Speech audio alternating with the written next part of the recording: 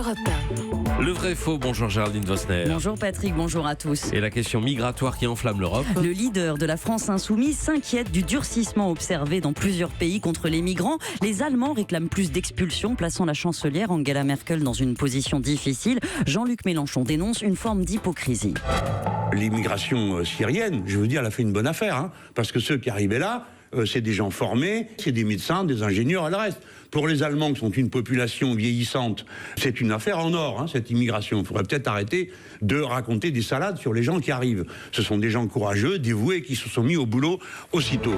Les migrants en Allemagne se sont mis au boulot aussitôt, vrai ou faux? C'est complètement faux, c'est même exactement l'inverse qu'on observe. On peut le vérifier car l'Allemagne, ce que ne fait pas la France, s'informe du niveau de qualification des personnes qu'elle accueille. Sur 1 300 000 demandeurs d'asile enregistrés en Allemagne depuis 2015, seuls 17% disent avoir fréquenté un établissement supérieur, donc moins d'1 sur 5.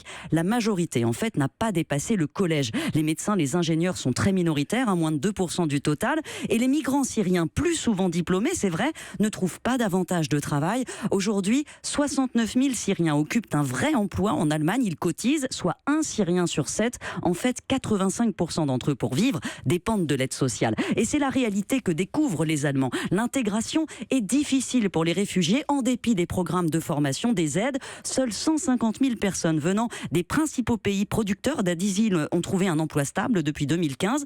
Ça ne veut pas dire qu'ils ne travaillent pas. 1/5 des réfugiés ont un job en intérim dans la restauration, le nettoyage, mais ce sont de petits boulots sous-payés qui ne répondent pas à la pénurie de main-d'œuvre. Pourtant, l'Allemagne manque effectivement de travailleurs. Oui, 1 600 000 emplois aujourd'hui ne trouvent pas preneur, mais les réfugiés n'y correspondent pas. Il y a la barrière de la langue, des qualifications, et ça va plus loin.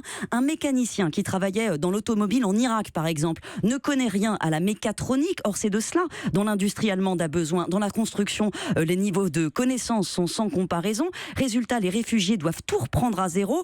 Des cours de langue, puis de maths, puis de physique, avant même de commencer une formation. C'est simple, seuls 13 000 réfugiés depuis 2 ans ont achevé un parcours en alternance. C'est très peu et ça montre à quel point le défi est énorme pour l'Allemagne qui prévoit de consacrer 13 milliards d'euros à des cours de langue, des formations pour les migrants d'ici 2022. Merci à vous Géraldine Vosner.